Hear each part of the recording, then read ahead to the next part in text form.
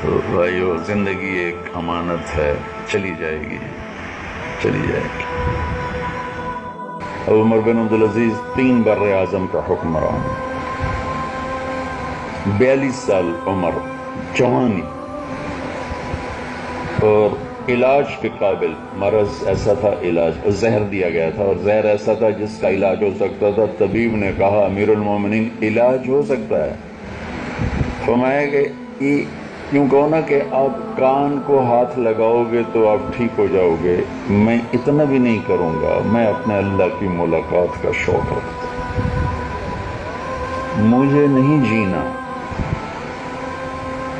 وہ ڈیفنس کے چھوٹے سے گھر کے مالک نہیں تھے، 3 بر اعظم پر سلطنت تھی، اور واحد شخص ہے جس کے زمانے میں کوئی بغاوت نہیں، بنو امیہ، بنو عباس کا جو آگے ایک لمبا سلسلہ چلا ہے، واحد حکمران ہے جس کے دور حکومت میں کوئی بغاوت نہیں، سب نے ہتھیار پھینک دیے، ان کے عدل کے سامنے سب نے گھٹنے ٹیک دیے۔ اور وہ شخص جب گورنر مدینہ تھا تو 60 اونٹوں پہ صرف اس کا ذاتی سامان لادا جاتا تھا دوران سفر۔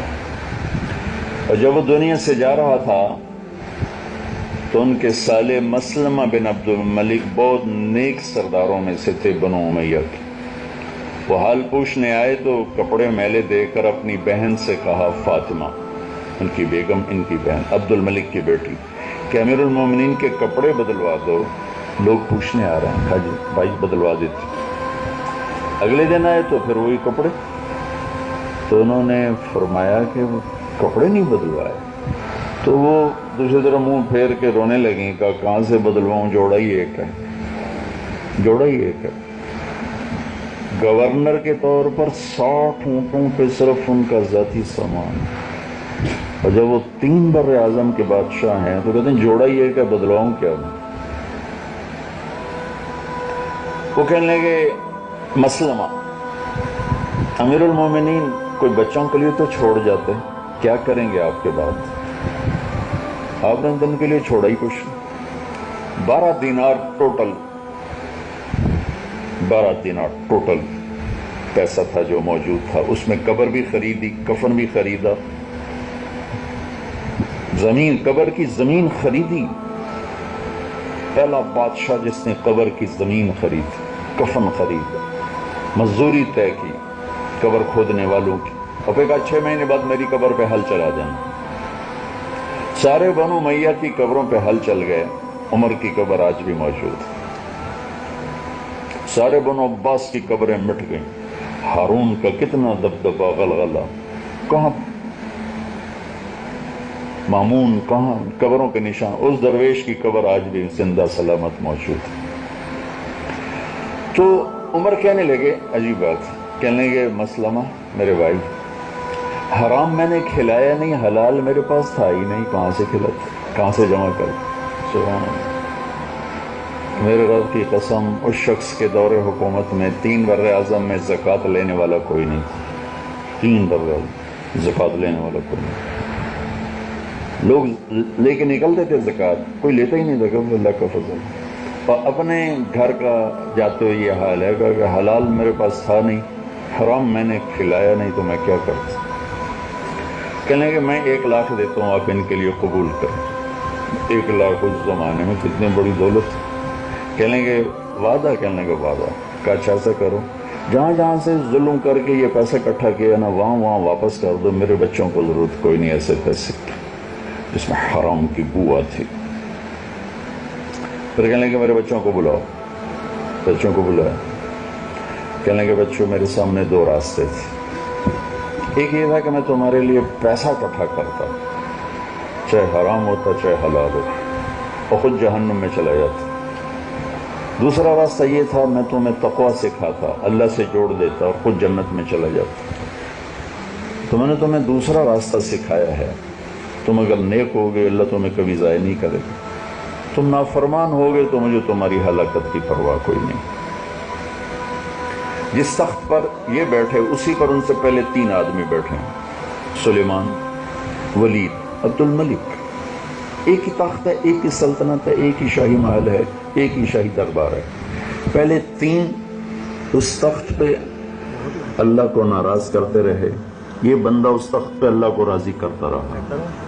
جب ان کے انتقال کا وقت آیا تو انہوں نے رجا کو بلا کر فرمایا کہ میں نے عبد الملک کو قبر میں اتارا اور اس کے کفن کی گرہ کو جب قبر میں کھول کے دیکھا تو اس کا چہرہ سیاہ کالا ہو چکا تھا اور اس کا رنگ قبلے سے ہٹ چکا تھا۔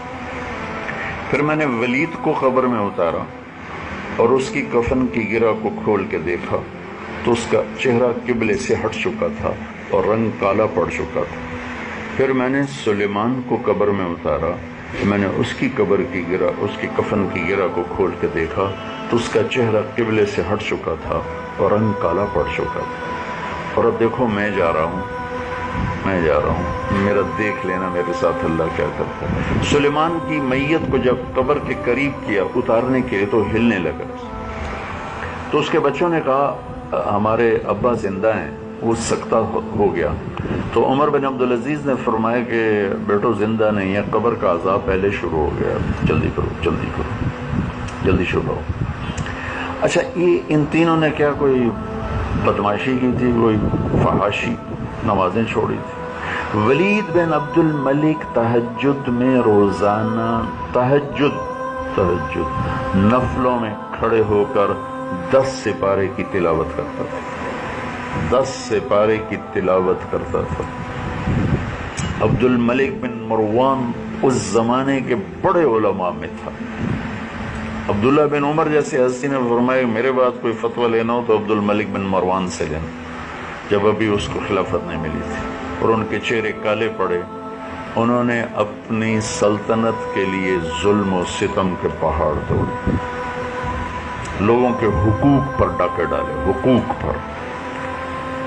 اللہ میں کوئی کمی نہیں تھی ان، نماز، روزہ، ہر سال حج کرنا، حج نہیں پہ جا رہے تو کسی کو حج کے پر اپنی طرف سے بھیجنا، قافلوں کے قافلے بھیجنا، ان لوگوں کے حقوق برباد کیے۔ اللہ نے چہروں کے رخ قبلے، شرابی کا چہرہ قبلے سے نہیں مڑتا، چہرہ کالا نہیں ہوتا، یہ تو موت آخرت میں ساری چیزیں ظاہر ہونے والی ہیں، کسی کو اللہ تعالیٰ عبرت کا نشان بنانے کے لیے دکھا دیتا ہے۔ کہا بھائی مجھے دیکھ لینا میرے ساتھ کیا ہوتا ہے۔ ان کے دور خلافت کا ایک اور واقعہ سنا دوں۔ تاجر لوگ بیٹھے ہیں پیسہ کمانے میں، ہمارے ہاں جھوٹ سچ کو نہیں دیکھا جاتا، حلال حرام کو نہیں دیکھا جاتا، سود تجارت کو نہیں دیکھا جاتا، بس کاروبار ہے۔ ہم تو جو دنیا دار لوگ ہیں، یہ لفظ کہہ کر ہر غلط اپنے لیے جائز قرار دے دیں، اور ہم تو دنیا دار لوگ ہیں۔ ارے بھائی کون دنیا دار ہے؟ ہم میں سے کون ہے جو دنیا دار؟ روٹی نہیں کھاتے، کپڑا نہیں پہنتے، گھر کی چھت نہیں، بچے نہیں، بیوی نہیں، ساری دنیا دار ہے۔ دنیا دار کا مطلب بھائیو یہ ہرگز نہیں ہے کہ اللہ کی حدود کو توڑ دیا جائے۔ یہ عید کا موقع آیا تو ان کے بچوں نے اپنی ماں سے کہا کہ ابا سے کہو ہمیں کپڑے لے کر دیں، عید کے لیے کپڑے لے کر دیں۔ فاطمہ بنت عبد الملک انسانی تاریخ میں واحد خاتون ہے جس کی ٹکر کی سیاسی طور پر کوئی عورت آج تک نہیں ہے، آج تک، کل کا پتہ نہیں، آج تک۔ یہ عورت 7 نسبتوں سے شہزادی تھی، اس کا دادا بادشاہ بنا، اس کا باپ بادشاہ بنا، اس کا خامند بادشاہ بنا، اس کے 4 بھائی بادشاہ بنے۔ 7 نسبتوں سے یہ خاتون ملکہ گزری ہے، ایسی عورت آج تک کوئی نہیں آئی سیاسی دنیاوی لحاظ سے۔ جب حضرت عمر خلیفہ بنے تو کہیں گے فاطمہ میں تیرا حق ادا نہیں کر سکوں گا، طلاق چاہو تو لے لو۔ کہا نہیں مجھے نہیں چاہیے، کہ پھر مجھے اپنا حق معاف کرو۔ کہا میں نے معاف کیا۔ تو حضرت عمر آئے تو حضرت فاطمہ نے کہا کہ بچے کپڑوں کا کہہ رہے ہیں، تو عمر کہنے لگے میرے پاس تو پیسے کوئی، میں کہاں سے لے کر؟ جب کہ انہوں نے آپ سے عرض کیا ہے کہ 3 بر اعظم میں کوئی زکوٰۃ لینے والا نہیں تھا، کہنے لگے میرے پاس تو پیسے کوئی نہیں، کہاں سے لے کر؟ تب وہ دونوں سوچ میں بیٹھے ہوئے، تو بیگم نے کہا ایک ترکیب ہے کہ آپ اگلے مہینے کی تنخواہ ایڈوانس لے لیں، اس سے میں کپڑے سی لوں گی، اور روٹی کا خرچہ میں مزدوری کر کے بنا لوں گی۔ گھر میں بیٹھ کے مزدوری کر کے بنا 3 بر اعظم کی ملک. کہنے کہ ہاں یہ ٹھیک ہے. تو اپنے وزیر خزانہ کو بلایا، اس کا نام تھا مزاحم. کہنے لگے مزاحم اگلے ماہ کا وظیفہ ایڈوانس چاہیے، ہم نے بچوں کے کپڑے لے. وہ کہنے لگا امیر المومنین آپ مجھے ایک تحریر لکھ کر دے دیں کہ آپ اگلا مہینہ زندہ رہیں گے، میں آپ کو دے دیتا ہوں. آپ مجھے گارنٹی لکھ کے دے دیں کہ آپ 1 ماہ زندہ رہیں گے، میں آپ کو دے دیتا ہوں. چپ کر کے اٹھے، ایک لفظ نہیں بولے اور گھر آ گئے اور کہا فاطمہ بچوں سے کہہ دو کہ تمہارا باپ کپڑے لے کے نہیں دے سکتا. اوہو، یہ کہنا آسان تھوڑا ہی ہوتا ہے جبکہ اتنے اسباب ہاتھ میں ہوں. جس کے پاس ہے ہی نہیں وہ تو ہے ہی، صبر ہی ہے. لیکن جس کے پاس سب کچھ ہے پھر وہ کہتا ہے کہ نہیں. تو عید کی نماز کے بعد جب سارا خاندان ملنے کے لیے آیا بنو امیہ، بچے بھی آئے تو بچوں کی حالت وہی شکستہ تھی. تو عمر رضی اللہ کی آنکھوں میں آنسو آ گئے اور فرمانے لگے کہ بچوں آج تم سوچتے ہوگے کہ ہمارے باپ نے بڑی زیادتی کی، ہمیں ایک جوڑا ہی نہیں لے کر دیا. تو ان کے ایک بیٹے تھے عبد الملک، وہ باپ سے پہلے ہی فوت ہو گئے تھے. کہنے لگے امیر المومنین آج ہمارا سر بہت اونچا ہے، ہمارے باپ نے خیانت نہیں کی، ہمارے باپ نے خیانت نہیں کی. میرے دیس کو لوڈ شیڈنگ نے ڈبویا، میرے دیس کو جھوٹ اور خیانت نے اور ظلم نے ڈبویا. جس قوم میں، جس فرد میں، قوم یا فرد جھوٹ ہوگا، ظلم ہوگا، دھوکہ ہوگا، انہیں تباہی سے کوئی نہیں بچا سکتا.